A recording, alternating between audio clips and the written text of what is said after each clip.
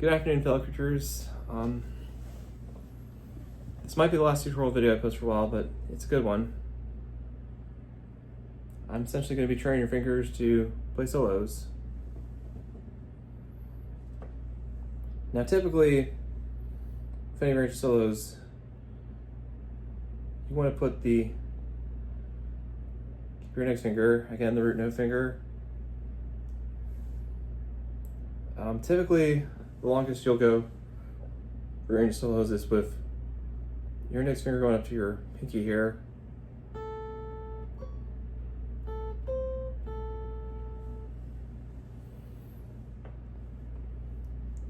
We moved the illustrated notes on the bottom of the string are pretty much the same formation.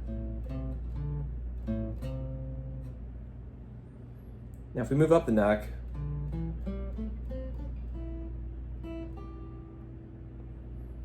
you'll notice that the A, D, and G strings are all using these two fingers, the index and the ring. That's just a variation you'll have to get used to. I have a poster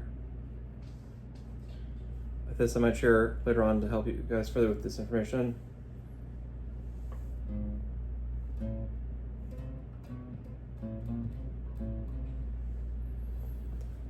Now just using the A minor key is like kind of an example, but for any song that's like in A minor, if we solo in this range, it'll sound a little something like this going up the scale.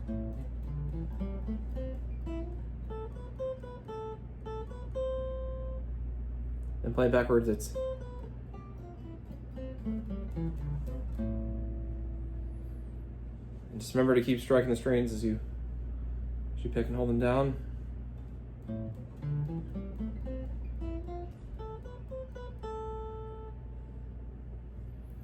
Now it's not just limited to that range. But like typically that pattern of 1 4 1 3 1 3 1 3 2 4 1 3 4. Now that's all going to depend on what key you're soloing in. So if we did that in the key of G minor, be more.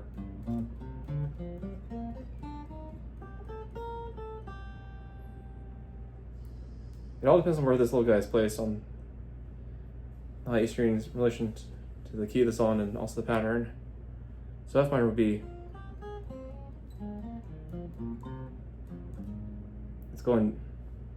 it's going down the pattern as opposed to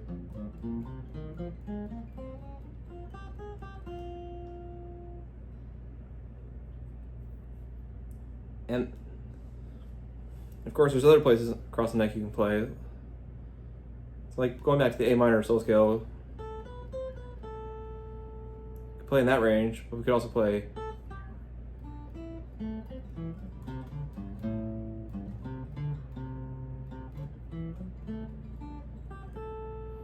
so that's attached on the previous pattern we've seen, but now it's more pattern of 1 3 1 3 1 4 1 4 1 3 1 3. Well, that's kind of how it works. And if we go beyond that pattern, further down the neck, we can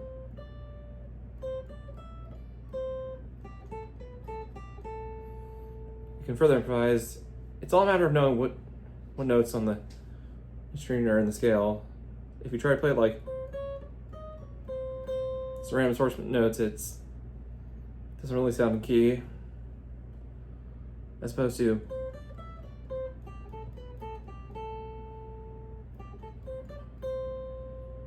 there's really a chart that shows this, but I'm sure the places you can look up online, but really you just gotta experiment. But yeah, just know the standard pattern soloing is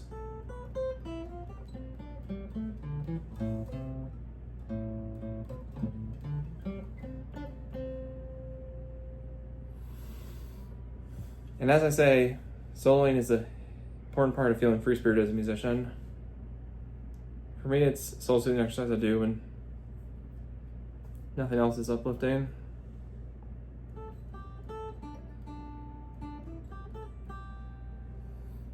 Alright, with the next few minutes, I'm going to teach you guys about some techniques with soloing. So we have the first three notes how you string with the A scale here.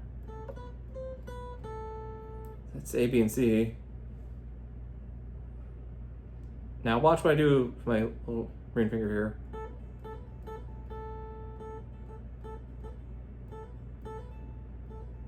I'm essentially gently slamming on the note.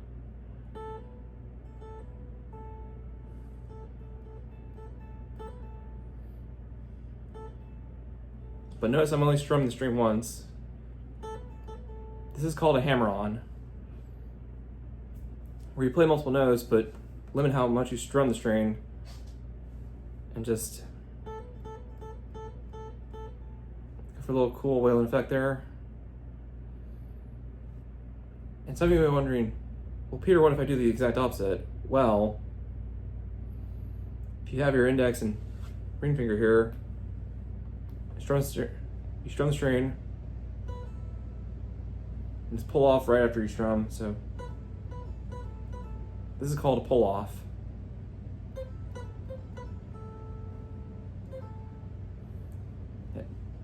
Any string two different notes is bound to have that kind of effect as long as you are holding down a root note and then kind of like pull off a note as you strum. So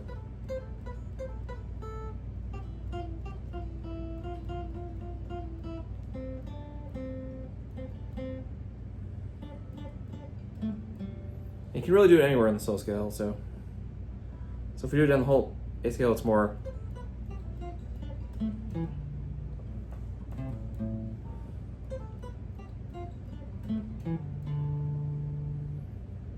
Whereas hammer-on is more.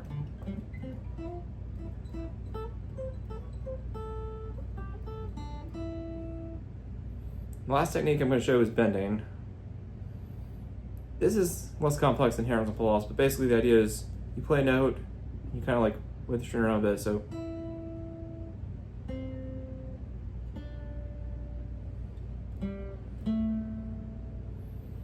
the idea is like you give it that extra emotional feel.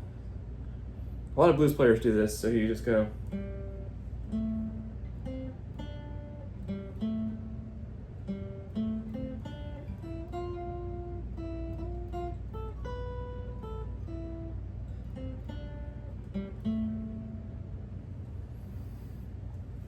But that's all I got for soloing.